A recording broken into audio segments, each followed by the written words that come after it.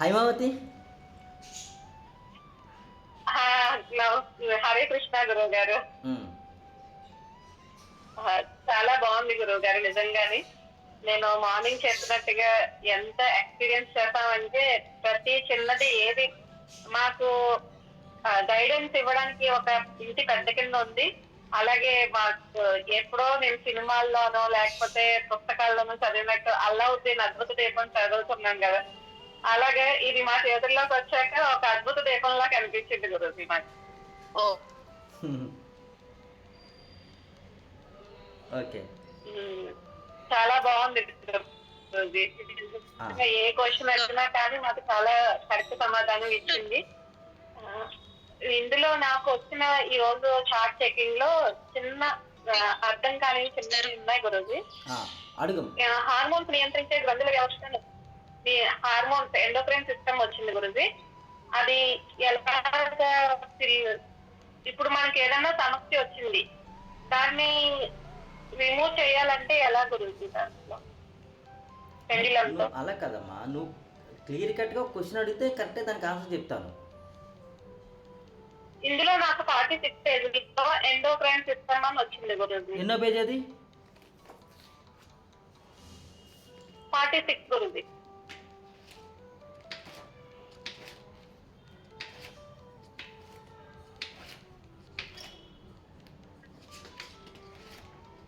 Hormones నియంత్రించే గ్రంథుల వ్యవస్థ. Physical బాడీలోనా? అవును గురు. ఏం చెప్పింది అది? ఎండోక్రైన్ సిస్టమ్ గురు. ఇప్పుడు హార్మోన్లు నియంత్రించే గ్రంథుల వ్యవస్థకి మీకు ఇదిగా ఉంది. ఇందులో డాక్టర్స్ ఎవరున్నారు మన దాంట్లో?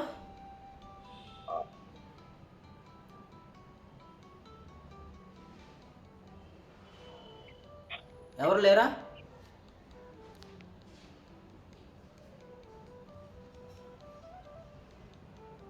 ఏమడిగారు గురుజీ? ఎండోక్రైన్ సిస్టమ్ వచ్చిందండి, దాన్ని సాల్వ్ చేసుకోవాలంటే ఎలాగా? హార్మోన్లు నియంత్రించే గ్రంథుల వ్యవస్థని సెట్ చేసుకోమని చెప్పింది.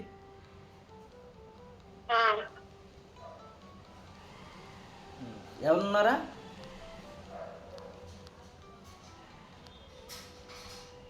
లేదు. డాక్టర్స్ ఎవరున్నారు అనుకున్నారండి గురుజీ? అమ్మా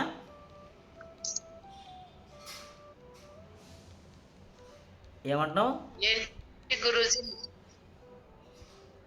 మన దాంట్లో ఎవరు డాక్టర్స్ ఉన్నారా? ఎవరు లేరు అనుకుంటా గురు డాక్టర్స్. గురుగారు డాక్టర్స్ లేకపోయినా మీరు నేర్పించిన విద్య ద్వారా మన స్వాదిష్టాన చక్రం మీద మూలాధారం మీద బేస్ అయ్యి ఉంటుంది కాబట్టి అది క్లీన్ చేసుకోవచ్చు కదా. అది నేను మనలో ఎవరైనా డాక్టర్స్ ఉన్నారా అడిగాను అనమాట. దాని గురించి అర్థం చెప్తారండి. ఓకే, నేను చెప్తాను. హార్మోన్స్ నియంత్రించే గ్రంథుల వ్యవస్థ అంటే టోటల్ బాడీ మొత్తం మీద హార్మోన్స్ ఉంటాయి. హార్మోన్స్ అంటే ఏంటి చెప్పమ్మా? మధుబాల, మధుశ్రీయ. గురుగారు చెప్పండి. హార్మోన్స్ అంటే ఏంటి?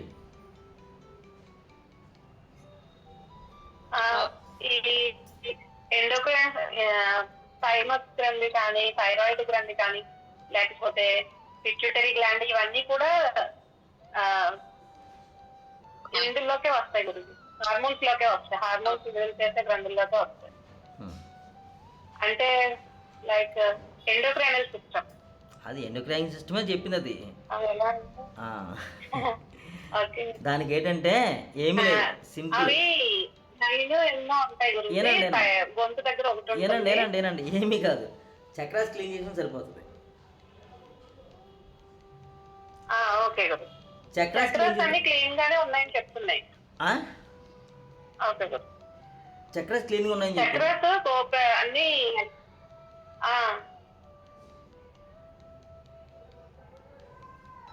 అదే ఓపెన్ లో ఉందా అని అడిగితే ఓపెన్ లోనే ఓపెన్ అయి ఉందా అని నిన్న క్వశ్చన్ వేశారు కదా గురు, అప్పుడు మొత్తం తిరిగిపోయింది. అయితే నాకు కూడా ఇప్పుడు చెప్పడానికి కొద్దిగా ఇదిగా ఉంది. ఆ గ్రంథుల గురించి మనం కూడా తెలుసుకోవాలి దీని గురించి. ఓకే గురు. ఇంకొకటి 48 పేజ్ లో పెరికార్డియం గుండె చుట్టూ ఉండే పొర అని వచ్చింది. పెరికార్డియం అదే గురుజీ, పెరికార్డియం అని వచ్చింది. పెరికార్డియంలో పొగను వచ్చిందా? పెరికార్డియంలో పొగను వచ్చిందంటే ఏముందంటే గుండె చుట్టూ ఒక పొగ కాదు గురుజీ, పొగ కాదు, పొర. గుండె చుట్టూ పొర అంతే. ఎక్కడ చెప్తున్నావు? 49 పేజీలు ఎక్కడ ఉంది అది? 48 గురుజీ, 48 పెరికార్డియం చుట్టూ ఉండే పొర.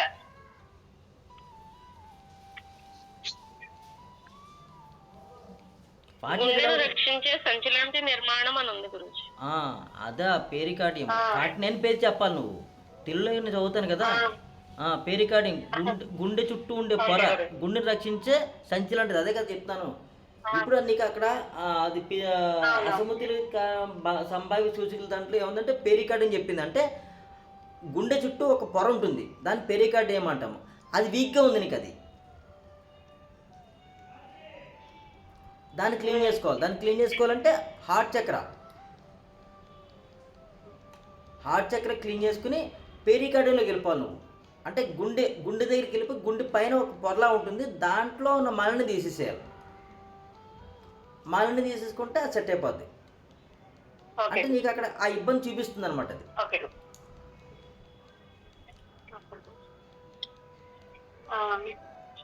అలాగే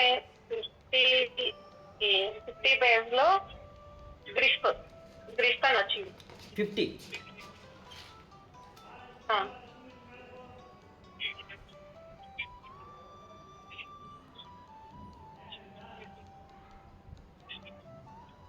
చూడండి. గ్రిప్ దుఃఖము అంటే ఇది నష్టము లేదా మరణం వల్ల కలిగే భావోద్వేగ బాధ. ఇది వ్యక్తి యొక్క మానసిక స్థితిని ప్రభావితం చేస్తుంది. ఇప్పుడు నీ గ్రిప్ అని వచ్చింది. నువ్వు ఉదయం అన్నావు చూడు, అది నిజమెంతో అబద్ధంతో నాకు తెలియదు. నువ్వు ఉదయం చెప్పు క్లాస్లో, నేను మోక్ష స్థితికి వెళ్ళడానికి నిన్న వాళ్ళు చెప్పినట్టు మోక్ష స్థితికి నేను ఆశిస్తున్నాను. నువ్వే చెప్పు. నిన్న ఇవాళ అన్నావా ఇవాళ అన్నావా?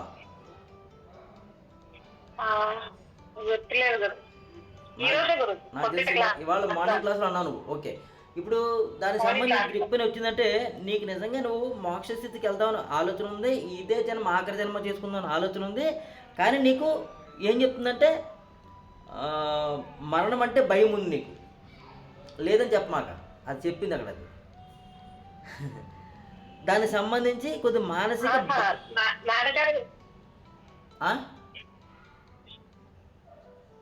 నాన్నగారు కాలం చేసిన బాధ ఉంది కాబట్టి అది అలా వస్తుందేమో అనుకుంటున్నాను. అదేగా చెప్తాను. నువ్వు మార్నింగ్ ఏమన్నావంటే ఇదే జన్మ ఆఖరి జన్మ చేసుకుందాం అనుకున్నాను గురి, ప్రతి ఒక్కరు మోక్షం గురించి వెళ్దాం అనుకున్నారు కదా, నేను ఈ జన్మే నాకు ఆఖరి జన్మ చేసుకుందాం అనుకున్నాను గురించి అన్నావు. కానీ అంటే ఇదే జన్మ ఆఖరి జన్మ చేసుకుందాం అంటే నీకు అసలు జన్మే లేకుండా ఉంటుంది. జన్మ లేకుండా ఉండాలంటే ముందు ఏం చేయాలంటే ముందు చనిపోవాలిగా, నువ్వు నీ బాడీ పడిపోవాలిగా. పడిపోతే నువ్వు చనిపోయినట్టే కదా. కానీ నీకు చనిపోవడానికి కూడా ఇష్టం లేదు, భయం ఉంది. చావంటే కూడా భయం ఉంది. దానికి సంబంధించి నీకు బాధ ఉందన్నమాట. ఆ మానసిక భావ నీ మీద ప్రభావం చూపిస్తుంది. అంటే దానికి సంబంధించి రిమూవ్ చేసుకోమని చెప్తున్నది. చావు అంటే భయం లేని స్థితికి రావాలి నువ్వు. చావు అంటే కూడా భయం లేని స్థితి వచ్చినప్పుడే నీకు మరలా జన్మ ఉండదు. చావు అంటే భయ స్థితి ఉన్నప్పుడు ఖచ్చితంగా నీ మరలా జన్మ వస్తుంది, దాన్ని ఎక్స్పీరియన్స్ పొందుతావు ఖచ్చితంగా. లేదు ఈ జన్మలోనే తట్టుకోలేని అనారోగ్యం వస్తుంది నీకు. తట్టుకోలేని అనారోగ్యం వచ్చి భయపడుతూ ఉంటావు. సో ఆ సిచ్యువేషన్ రాకుండానే ఇప్పుడే నీకు చావు అంటే భయం లేని స్థితికి వెళ్ళినప్పుడు అనుకోకుండా అనారోగ్యం వచ్చినా హ్యాపీగా బాడీ వెకేట్ చేయడం రెడీగా ఉంటావు అనమాట. ఎందుకంటే నువ్వు ఆఖరి జన్మ అనుకున్నావు కదా ఈ జన్మ.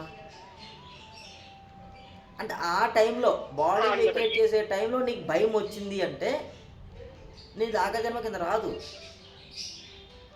అంటే ఎప్పుడు రెడీగా ఉండాలి. ఆఖరి జన్మ కింద చేసుకోవాలనుకున్నానంటే రెడీగా ఉండాలి. భగవంతుడు ఎప్పుడు తీసుకెళ్ళిపో రెడీ. అంటే రెడీ అంటే నీలో ఇంకే కోరికలు లేవు, ఏ సంకల్పాలు లేవు, ఆ స్థితిలో ఉండాలి.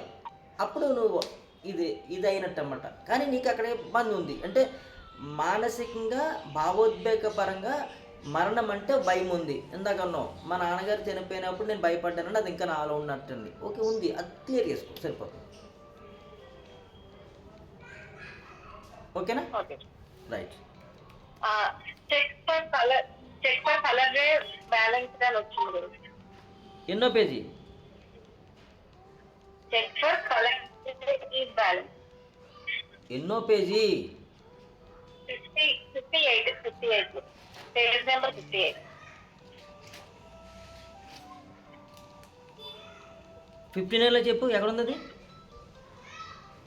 58 లో 59 చెప్పాలి నాకు. కలర్ రే 59 చెప్పాలా? 59 లో చెక్ ఫర్ కలర్. శక్తి రంగు సమతుల్యంగా ఉందో చూడండి. Check colour ray is balance రా. రంగు శక్తి సమతుల్యంగా ఉందిలో చూడండి. రంగు శక్తి సమతుల్యంగా ఉందో లేదో చూడండి.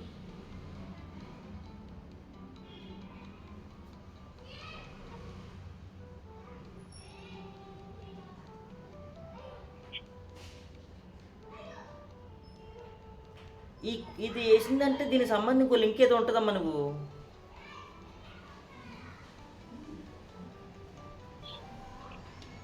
తల్లి, ఎక్కడ చేయాలి?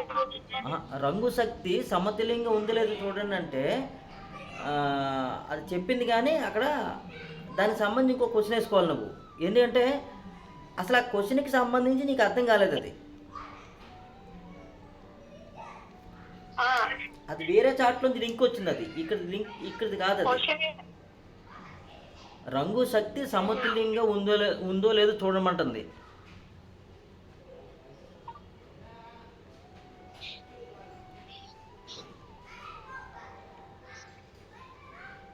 ఇప్పుడు మళ్ళీ ఇంకో క్వశ్చన్ వేయాలి ఇప్పుడు దానికి సంబంధించి. ఎందుకంటే ఆ క్వశ్చన్ నీకు అర్థం కాలేదు. రంగు శక్తి సమతుల్యంగా ఉందో చూడండి అంటే అర్థం కాలేదు. అప్పుడు నువ్వేం చేయాలంటే చక్రాసులోకి వెళ్ళి ఒక్కొక్క చక్రకు ఒక్కొక్క కలర్ ఉంది. బేసిక్ కలరు రెడ్, స్వాదిష్టాన చక్రానికి సంబంధించింది ఆరెంజ్, ఇవన్నీ ఉన్నాయి కదా. Yellow, green, violet, blue, violet ఇవన్నీ ఉన్నాయి కదా. ఈ కలర్స్ కరెక్ట్గా నేను చూసుకోవాలి. ఇప్పుడు రంగు శక్తి సమతుల్యంగా ఉంది లేదు చూడండి. రంగు శక్తి అంటే చక్రాల యొక్క శక్తి. ఆ రంగు శక్తి సంబంధించి నువ్వు చక్రాల్లోకి వెళ్ళిపోవాలి. చక్రాల్లోకి వెళ్ళిపోయిన తర్వాత అవి ఏ సమతుల్యంగా ఉందో చెప్తుంది అన్నమాట. అది ఖచ్చితంగా సమతుల్యం చేసుకోమని చెప్తుంది. అది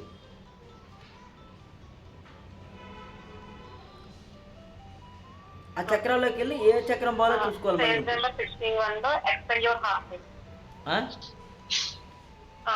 చక్రాసులోకి వెళ్ళాలి. చక్రాస్లోకి వెళ్ళి ఏ చక్రం బాగాలేదో చూసుకోవాలి.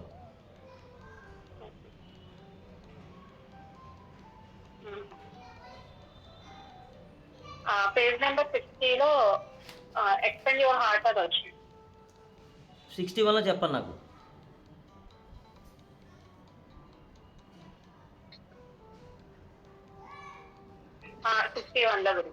మీ హృదయాన్ని ఎన్నో నెంబరు?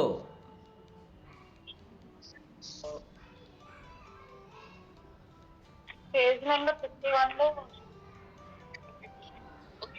ఇంగ్లీష్ లో చెప్పండి. 13 సార్. 13 పాయింట్ అండి. 13 పాయింట్. Expand your heart. మీ హృదయాన్ని విస్తరించడము, హృదయాన్ని పెద్దదిగా చేసుకో. ఇది ఇందాక క్వశ్చన్ ఇక్కడ వచ్చింది. ఇది ఇందాక క్వశ్చన్ ఇక్కడికి వచ్చింది. హృదయాన్ని అంటే నీ హార్ట్ చక్ర చూసుకోమని చెప్తుంది. అదే చెప్తాను, దానికి రిలేటెడ్ ఇంకోటి వస్తుందని చెప్పాను కదా. ఆ రంగు శక్తి సమతుల్యంగా ఉందిలే చూసుకోండి అంటే ఇందాక నేను చక్రాసి వెళ్ళమన్నాను. అదే నాకు కరెక్ట్. ఇది ఎందుకంటే దానికి రిలేటెడ్ ఇంకోటి ఉంటుంది. అది ఆ రిలేటెడ్ ఇక్కడ చెప్పింది అంటే నీ హృదయ చక్రం చూసుకోమని చెప్తుంది. మీ హృదయాన్ని విస్తరించడము అంటే మీ హృదయము మూచుకుని ఉంది, క్లోజ్ అయిపోయి ఉంది. అది దాన్ని విస్తరించుకోమని చెప్తుంది. అది విస్తరించుకుంటే రంగు శక్తి సమతుల్యంగా ఉంటుంది. హృదయం ఏ రంగులో ఉంటుంది? గ్రీన్గా ఉంటుంది. అంటే నువ్వు ఇంకా ప్రేమతత్వాన్ని పెంచుకొని ఉండలేదు నువ్వు సరిగా. నేను చాలా ప్రేమగా ఉంటానని చెప్పమాక. అది చెప్పిందంటే ఎక్కడో ఉంది బాపడ. పైకి మనం అందరికీ చెప్తాము, లోపల ఇంకేదో ఉంటుందన్నమాట, సరి చేసుకోవాల్సింది ఉంది. అంటే నువ్వు సరిగా జీవుల్లో లేదు, ప్లాంట్స్నో లేదు, మనుషుల్లో లేదు, నీ చుట్టుపక్కల వాళ్ళనో లేదు, నీకు బంధువుల్లో నిన్ను దూరం చేసిన వాళ్ళు కానీ లేదా నువ్వు దూరం చేసిన వాళ్ళు కానీ ఏదో ఉంది. సో ఆ రంగు సమతుల్యత లేదు. సో దాన్ని నువ్వు ఎక్స్పాండ్ చేసుకోవాలంటే దానికి సంబంధించి ప్రేమతత్వం పెంచుకోవాలి. ప్రేమతత్వం పెంచుకున్నప్పుడు ఆ రంగు సమతుల్యతలో వచ్చేస్తుంది. అంటే నువ్వు నీకంటే ఎవరైతే ఇష్టం లేదో లేదు, నిన్ను ఎవరైతే ఇష్టపడతలేదో, సో దానికి సంబంధించి నువ్వు బాధతో ఉన్నావు. ఆ బాధతో అనేది ఏదైతే ఉందో నువ్వు ఎక్స్పాండ్ చేసుకోవాలి. ఆ బాధ నిర్మూలించుకుని వారి మీద ప్రేమ పెంచుకోవాలి. అది ప్లాంట్స్ మీద కావచ్చు, జీవుల మీద కావచ్చు, మనుషుల మీద కావచ్చు, ఎవరి మీదైనా కావచ్చు. ఇప్పుడు నీకు ఏదైతే బాధ ఉందో నీకే తెలుసు, నాకు తెలియదు కాబట్టి అది నువ్వు చూసుకో. ఓకేనా?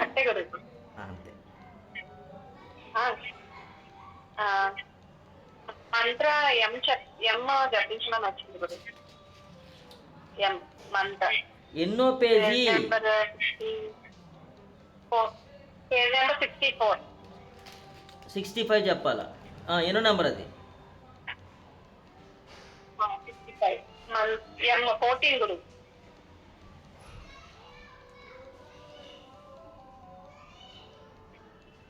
మంత్ర ఎం. చూడండి, అందరూ వినండి ఒకసారి, అందరూ వినండి. మనకి మూలాధార చక్రం నుంచి అనాహత చక్రము బీజాక్షరం ఏంటి చెప్పండి?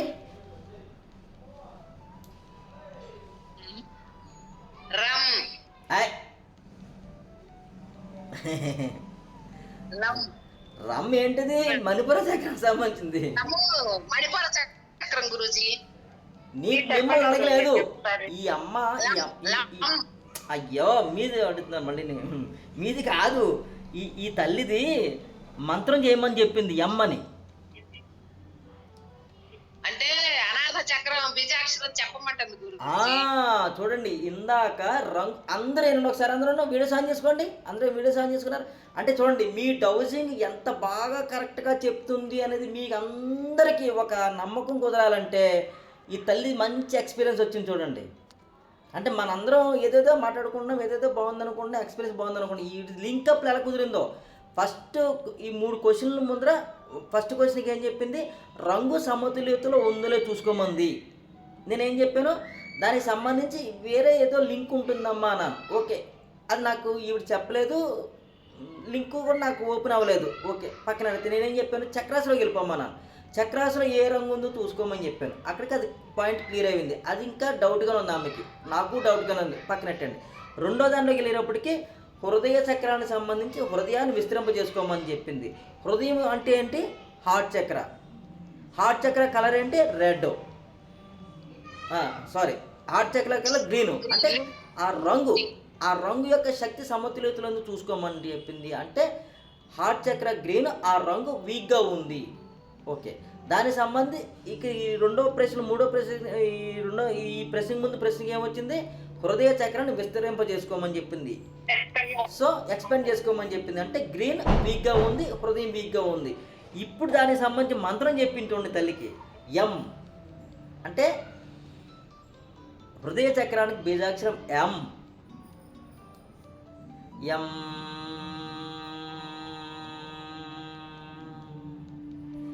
ఎం ఎం అంటూ మంత్ర బీజాక్షరం చేసుకుంటూ నీ హృదయంలో ఎవరి మీదైతే నీకు బాధ ఉందో, కోపం ఉందో దాన్ని అంతటిని రిలీజ్ చేసేస్తున్నావు. బ్యాక్ హార్ట్ చక్రం ద్వారా రిలీజ్ చేసేస్తుంటే అదంతా సెట్ అయిపోద్ది. బాగుందా? మీకు డౌజింగ్ ఎంత బాగా ఉపయోగపడింది? అందరూ క్లాప్స్ కొట్టండి తల్లి ఎక్స్పీరియన్స్ క్లాప్స్ కొట్టండి. అందరూ మీట్